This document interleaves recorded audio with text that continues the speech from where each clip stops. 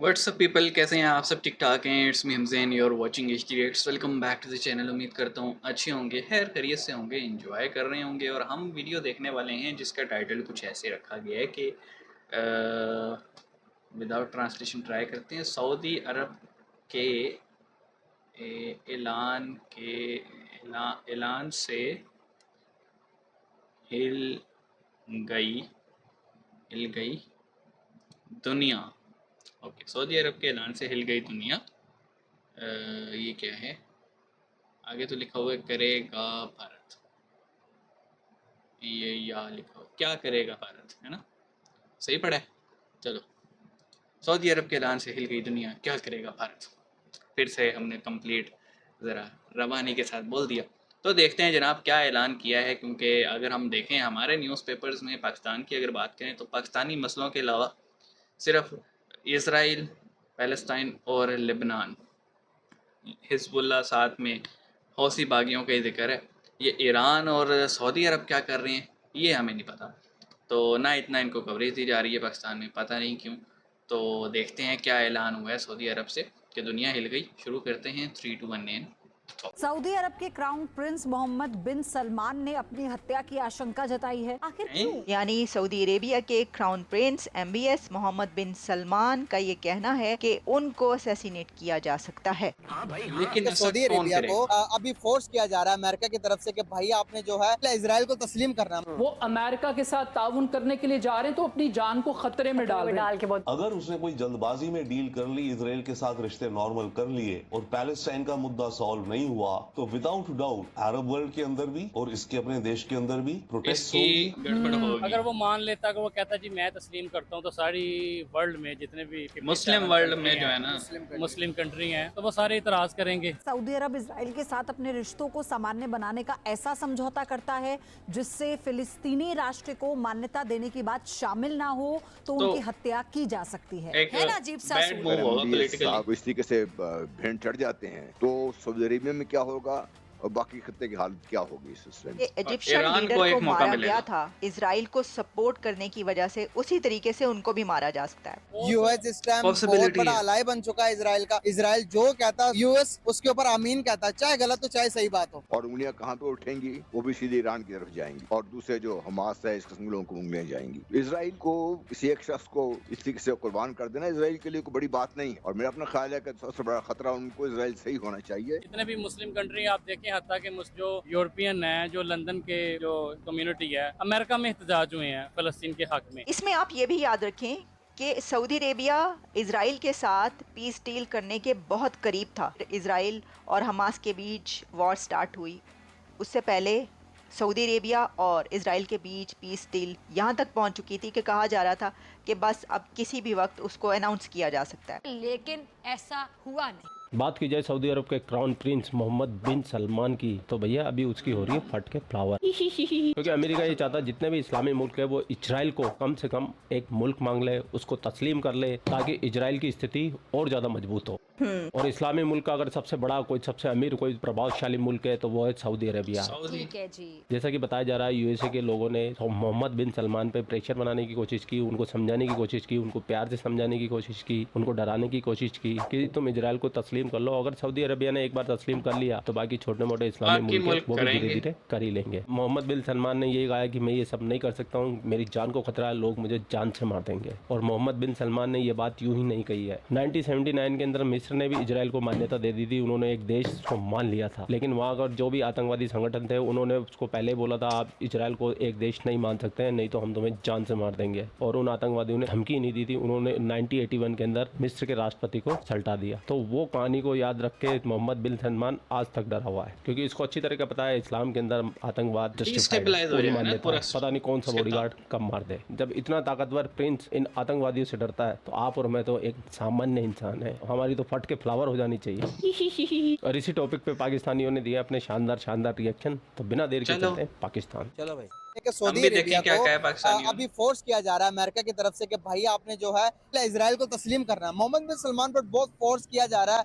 मोहम्मद बिन सलमान कह रहे हैं कि मोहम्मद बिन सलमान रजिस्ट कर रहे हैं कि नहीं भाई मैं नहीं तस्लीम कर सकता। अगर मैंने तस्लीम कर भी लिया, अगर आप मुझसे जबरदस्ती तस्लीम करवा भी लेते हो इजराइल को, तो ये लोग मुझे मार डालेंगे। अगर मैं मर भी गया तो बाद में भी जो भी आएगा वो तो उनके साथ नॉर्मल हो जाएंगे, लेकिन मेरा विजन बहुत बड़ा है। मैं सऊदीया के बारे में सोचता हूँ कि सऊदीया को आगे लेके जाना। क्या ख्याल है? दरअसल इसमें हकीकत यूँ होती है कि ये आवाम का रिएक्शन देखते हैं अपनी, कि आवाम इसमें क्या कहती है जी। उन्होंने आगे पैगाम देना होता है। ज़ाहिर है वहाँ पर काफ़ी मुल्कों की एजेंसियाँ होती हैं, सारी रिपोर्ट होती है।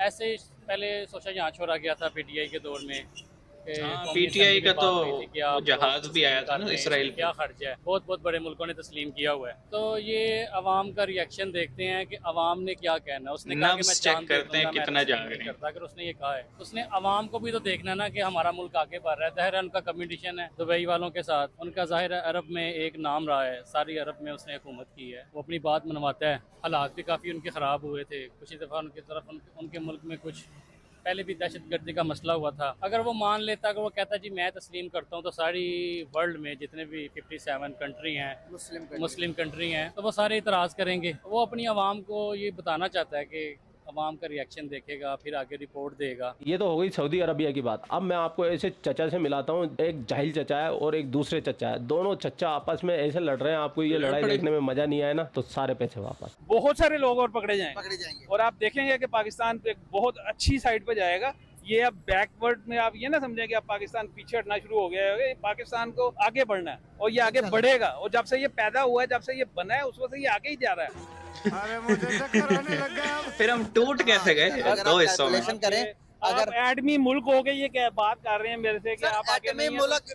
जब हम आजादी ली थी, जब हम आजादी के वक्त जब गोरा यहाँ पर था, अगर पर क्या सर 30 लाख बंदे मरे, मुझे मैंने पूरी हिस्ट्री पढ़ी हुई है। आपने पढ़ा हुआ ना, लेकिन उनसे जाकर आप भी तो नहीं ना थे जो मौजूद है ना। आजादी पे नहीं कुर्बानियां दी थी, वो तकसीमे हिंद पे कुर्बानियां दी थी। तो वो तकसीमे हिंद आजाद ही हुआ था ना, सारे आजाद हुए थे ना। पाकिस्तान मुझे आजादी को समझना पड़ेगा, आपको तकसीमे हिंद को समझना पड़ेगा। दो नस्लें आपस में लड़ी हैं, बुला लें उनसे। दो नस्लें आपस में लड़ी हैं सर, ये दो नस्लें आपस। आप पता नहीं क्यों हिस्ट्री को नहीं मान रहे। लेकिन स्ट्रगल में होता क्या है, एक भी गोरा नहीं मरा। अवाम के साथ लीडरों को भी कुर्बानी देनी होती है ना। अल्लामा इकबाल गिरफ्तार हुआ, कायदे आजम गिरफ्तार हुआ, मुसलमान लीडर तहरीक आजादी के, हिंदुस्तान की तहरीक आजादी के मुसलमान लीडर गिरफ्तार हुए। कायदे आजम लियाकत अली खान और इकबाल, मुस्लिम लीग का कोई नहीं हुए। सर सैयद एक दिन भी गिरफ्तार नहीं हुआ। नवाब सलीमुल्लाह खान जिसने मुस्लिम लीग नहीं, एक दिन भी गिरफ्तार नहीं हुआ। नवाब मोहसिन मुल्क एक दफा नहीं गिरफ्तार हुआ। तो लड़ाई किसने लड़ी, कुर्बानियां किसने दी? वो तो अंग्रेज। मैंने दी कुर्बानियां, हमारे बड़ों ने कुर्बानियां दी, क्यों नहीं दी? और यही मुझे हंसी बहुत आने लगी थी। एक तरफ वो बंदा है जो समझता है हिस्ट्री को, और ये चचा बिल्कुल वही बात कर रहे थे जो मैं अक्सर करता हूँ कि मुस्लिम लीग का जो एजेंडा था ना, अगर आप देखें तो ब्रिटिश एम्पायर ने मुस्लिम लीग को बड़ा सपोर्ट किया, मतलब इंतहा का सपोर्ट किया। मुस्लिम लीग ने कहा हमें डिवीजन चाहिए। कांग्रेस जो थी, इंडियन नेशनल कांग्रेस उस टाइम की, वो चिल्लाती रही कि नहीं नहीं United India, United India, United India. लेकिन मुस्लिम लीग ने एक बार कहा कि नहीं, पार्टीशन करो। ब्रिटिश फ़ौरन मान गए। और मुझे, अगर आप किताबों को हवाला दें ना, तो गौर से देखें, ऑफ़र की गई थी मुस्लिम लीग की लीडरशिप को कि हम एक इसको ना इंडिपेंडेंट, या जिसे हम कहते हैं खुद मुख्तार रियासत, जैसे कश्मीर का स्टेटस हुआ करता था पहले, वैसे जो है ना, जिसको आप पाकिस्तान बनाना चाह रहे हैं, उन इलाकों को कर देते हैं। वहाँ पे आप लोग ये इलेक्शन लड़ें, आप ही इलेक्ट हों, आप ही रूल करें, लेकिन united India. No no no, किसी ने ये बात नहीं मानी। और जैसे चचा ने कहा कि मतलब कुर्बानी लीडर के साथ लीडर देना फिर समझ में आती है। अल्लामा इकबाल तो पहले ही फौत हो गए थे। ठीक है, कायदे आज़म जो थे वो बाय प्लेन आए, क्या कहते हैं, कराची, जो बाय रोड आए, बाय ट्रेन आई, कुर्बानियाँ उन्होंने दी थी। तो बहरहाल वो बड़ी एक अलग बहस हो जाएगी। हम इस टॉपिक पे रहते हैं सऊदी अरब और इजराइल के। देखें, बहुत सारे मुल्क ये चाहते हैं कि सऊदीया तस्लीम कर ले, जब सऊदीया तस्लीम कर लेगा ना जिसे हम कहें इज़राइल को, तो फिर मैटर सही हो जाएगा, क्योंकि सऊदी है मुस्लिम वर्ल्ड का लीडर, जो मर्ज़ी कह लो, है तो लीडर, क्योंकि मक्का और मदीना उनके कंट्रोल में है। तो जब सऊदी एक्सेप्ट करेंगे फिर डेफिनेटली तमाम ममालिक जो हैं एक एक करके मिडल ईस्ट के वो मानना तैयार हो जाएंगे। हो सकता है कुछ चंद एक ममालिक ना भी माने, ईरान उनमें सर फहरिस्त है, लेकिन सऊदी की लीड में सब मान जाएंगे। ख़ास तौर पे वो जो 35 मुल्कों का एक इन्होंने बनाया हुआ है ना यूनियन, इत्तेहाद, जिसने यमन पे अटैक किया हुआ है, वो तो मान ही जाएगा। अब मोहम्मद बिन सलमान ये कह रहा है कि ना ना ना, ये काम मैं नहीं करूँगा क्योंकि मुझे ख़तरा इस तरह से, देखें, जो हौसी बागी हैं या फिर जो हिज़्बुल्लाह है या फिर जितने भी ये मिलिटेंट ऑर्गेनाइजेशन मिडिल ईस्ट में काम कर रही हैं, इन सब ने पीछे लग जाना है इसराइल को छोड़ के सऊदीया के, पूरा जो है ना डिस्टेबलाइज हो जाएगा।